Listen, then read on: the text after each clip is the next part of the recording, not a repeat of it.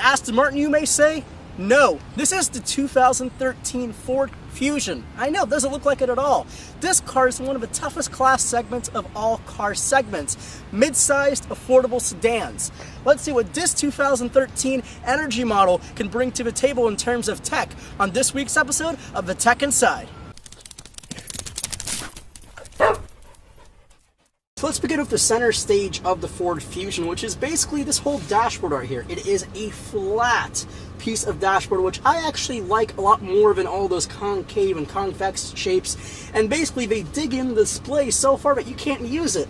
And the reason why this display is basically right up here is because it's a touchscreen. It's not one of those clicky scrolly wheels like you see on those German cars. It is a full-on touchscreen. Now this version has My Ford Touch, which is Ford's basically their whole infotainment system, and this controls basically everything about the car and what it's doing, and especially because it's an electric model where the energy is going. So this is your home screen, and there are 4 little zones on each corner. One will take you to your entertainment, so if you have like Sirius XM radio, satellite radio, HD radio, you have your climate control button, you have your navigation quick shortcut button, and you also have a phone button. Now since this is a My Ford Touch, it does come with Microsoft Sync services, and part of the package will give you things like Travel Link. It'll also give you alerts if there's any accidents, gives you a calendar, and the apps is actually the most interesting feature because Ford has released an SDK and people are actually going and building applications to run on your Ford Focus or really anything that runs on this SDK. So this basically opens up a world of possibilities, what kind of applications you can have on a car while you're driving. Now if we go to this sort of shows you about the power. So we can go to settings and it sort of shows you what's going on, how long it'll take you to charge my battery percentage. So now I'm actually at 75%, and it'll tell you to fully charge 2.1 hours on a regular 120 volt outlet, so that's one of your home, or 0.8 hours on a 240 volt when your dryer runs off. Well, here is the navigation on the new Ford Fusion, and well, things look pretty old and old-fashioned. Nothing up here sort of speaks brand new or fresh. It's not a slow system. It's responsive enough. The touchscreen's a little pokey, but overall it's pretty responsive. When you're going to destination, you're inputting destinations. You can do points of interest, and you can do by name. You can sort of see and feel how slow the system has to work because it is an SD card-based system, so we can search for things like pizza. You have a nice QWERTY keyboard. It's big enough for people to use. And it takes a second to load things, so we can do by distance. So we can see we have a Pizza Hut and Aroma Pizza about half a mile away. Now let's test out the voice entry with sync services. Now we're going to look up the destination, the same pizza destination. Please say a command.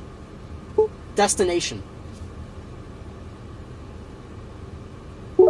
Destination. Say street address, intersection, or POI. Pizza. And where would you like to search? Nearby, or in a city? Nearby.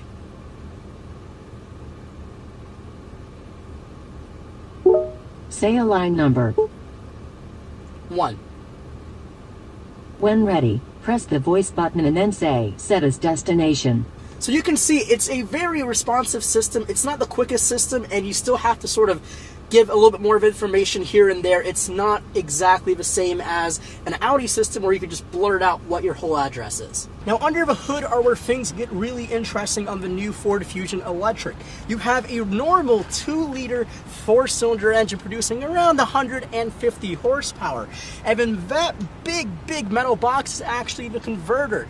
That will take your DC power, convert it to AC power, which is the car what needs, and the electric motor is somewhere underneath this engine. Driving the Ford Fusion Electric is basically like driving any other Ford Fusion. It's pretty calm, it's pretty quiet, it's comfortable. It's not a hot rod car, but it's not a slow car either. But this Energi model has a lot of clever things up its sleeve. And one of those things are actually the ability to choose when to use your electric power. With a full battery, you can actually go about 20 miles on the full charge and up to 62 miles an hour before your engine kicks in. So you could actually have this little EV button, and it will either let you select battery power now, battery power later, or just full on auto, and it will be doing the switching for you. So if you are gunning it, then your little engine will kick in and give you the extra boost that you need. Now, in terms of driver aids, there's a lot to talk about in this car.